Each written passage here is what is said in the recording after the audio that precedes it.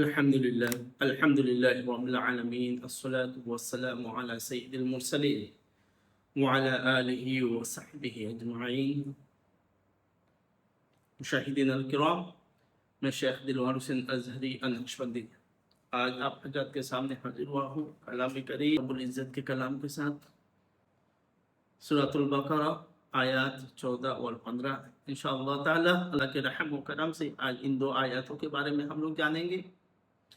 ان دو آیاتوں میں اللہ رب العزت نے کیا فرمایا بارے میں جانیں گے ہم لوگ انشاءاللہ رب العزت انشاءاللہ تعالی. اور اللہ رب العزت کو اپنے کلام میں کریم میں ارشاد فرماتے کہتے ہیں وَإِذَا لَقُوا الَّذِينَ آمَنُوا قَالُوا آمَنَّا وَإِذَا خَلَوْا إِلَى شَيَاطِينِهِمْ قَالُوا إِنَّا مَعَكُمْ إِنَّمَا نَحْنُ مُسْتَهْزِئُونَ اللَّهُ يَسْتَهْزِئُ بِهِمْ وَيَمُدُّهُمْ فِي طُغْيَانِهِمْ يَعْمَهُونَ. صدق اللہ العظیم کے بارے میں کہتے ہیں وَإِذَا لَقُوا الَّذِينَ آمَنُوا. جب منافق کسی مسلمان سے ملاقات کرتا ہے رسول صلی اللہ علیہ وسلم کے زمانے میں سے جب کوئی مسلمان سے ملاقات کرتے تو وہ کہتے ہیں ہم آپ میں سے آپ جس طرح ایمان لائے ہم بھی اسی طرح ایمان لائے. آمنا یہ کلمہ فرماتے ان کے پاس آ کر آمنا کا مطلب ہم ایک ہونے پر ایمان. آپ جس طرح خدا کے ایک ہونے پر ایمان رکھتے ہیں اسی طرح ہم بھی خدا کے ایک ہونے پر ایمان رکھتے ہیں. آپ جس طرح محمد اللہ کے رسول ہے اللہ کے نبی ہے اس بات پر ایمان رکھتے ہیں اسی طرح ہم بھی اسی بات پر ایمان رکھتے ہیں محمد اللہ کے حبیب اور اللہ کے رسول ہے صلی اللہ علیہ وسلم. وَإِذَا خَلَوْا إِلَى شَيَاطِينِهِمْ.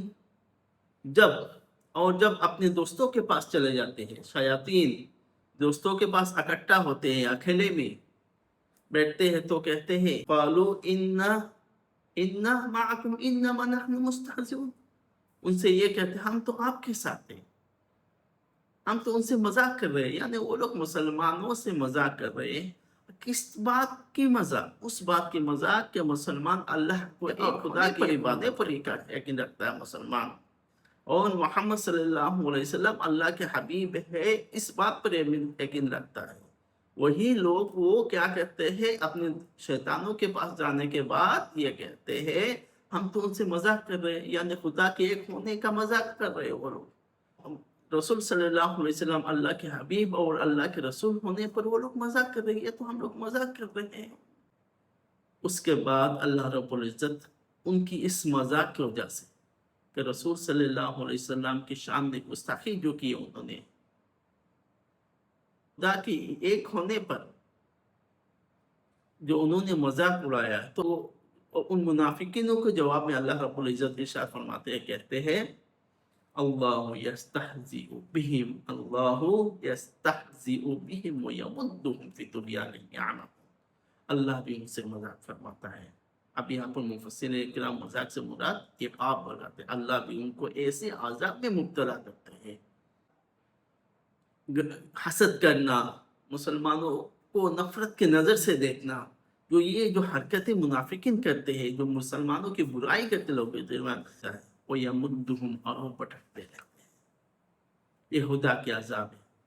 یہ خدا کے عذاب ہے. اللہ فکروں کو آیاتیں جو منافقینوں کے حالات جو اللہ رب العزت نے ان دو آیاتوں میں فرمایا یہ آج کے زمانے یہ رسول صلی اللہ علیہ وسلم کے زمانے میں سے یہ حالات ابھی تک یہی حالات ہے لوگوں کے حالات. ایک انسان کا دو چہرہ ایک انسان کا دو زبان. آپ کے سامنے کچھ اور دوسرے کے سامنے اور کچھ اور. آپ کے سامنے آپ کی بالائی کرے گا آپ بہت اچھے ہیں اور آپ ہٹتے ہی آپ کے پیچھے آپ کی برائی شروع کر دے گا. ایک انسان دو زبان سامنے کچھ اور پیچھے اور کچھ. اس شخص میں یہ چیزیں پائی جاتی ہیں حسد پائی جاتی ہے نفاق منافقت پائی جاتی ہے شخص میں. اللہ رب العزت اس شخص کو اس طرح عذاب دیتا ہے تو وہ اپنی گناہوں میں اسی حرکت میں مبتلا رہتا ہے ہمیشہ دوسروں کی برائی کرنے میں مبتلا. یہاں تک کہ وہ لوگوں کے دل میں مشہور ہو جاتا ہے یہ بندہ ہمیشہ دوسروں کی برائی کرتا ہے دوسروں سے حسد کرتا ہے. جو بھی شخص مرد ہو یا عورت ہو جو جن کے اندر حسد ہے وہ دور رہے. حسد کرنا اللہ رب العزت کی طرف سے ایک عذاب ہے. جب تک وہ شخص دنیا میں رہے گا وہ تو اسی عذاب میں مبتلا رہے گا. وہ